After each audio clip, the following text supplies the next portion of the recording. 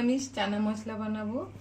এই যে চানাগুলো লবণ হলুদ দিয়ে সিদ্ধ করে নিয়েছি, আমি রাতে ভিজিয়ে রেখেছিলাম। আর এখানে নিরামিষ করব। শুকনো লঙ্কা, আদা, জিরে বাটা দেবো, আর একটা টমেটো কুচিয়ে রেখেছি, আর আলু কুচিয়ে রেখেছি। এগুলো ভেজে নেবো, মশলাটা বেটে নেবো। আমি 100 গ্রাম মতো, বেশি চানা নেই, তার জন্য যতটা চানা পরিমাণ বুঝে যে আমল দুধের প্যাকেটটা, আমল দুধটা দেবো। আলুগুলো ছোটো ছোটো টুকরো করে নিয়েছি। কড়াইয়ে তেল দিয়েছি, সাদা তেল।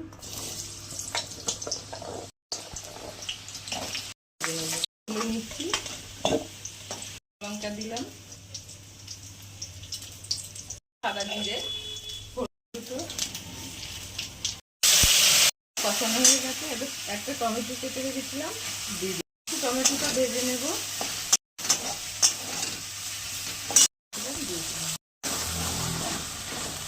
তবুও অল্প অল্প লাগে। হলুদ দিলাম, চিনি দিলাম, ভেজে রেখে চানাগুলো দিয়ে দিয়েছি। আলু টালু সব দিয়ে একটু ভালো করে কষিয়ে নেবো।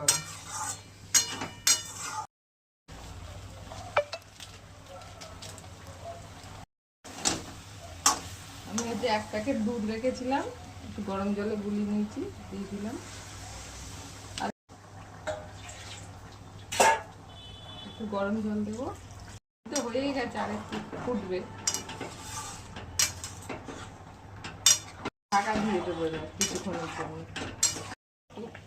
গরম মশলা দিয়ে দিলাম, দিয়ে নামিয়ে দেবো। ঘিটা দিলাম না, জানেন আমরা ঘি দিই না তরকারিতে বেশি।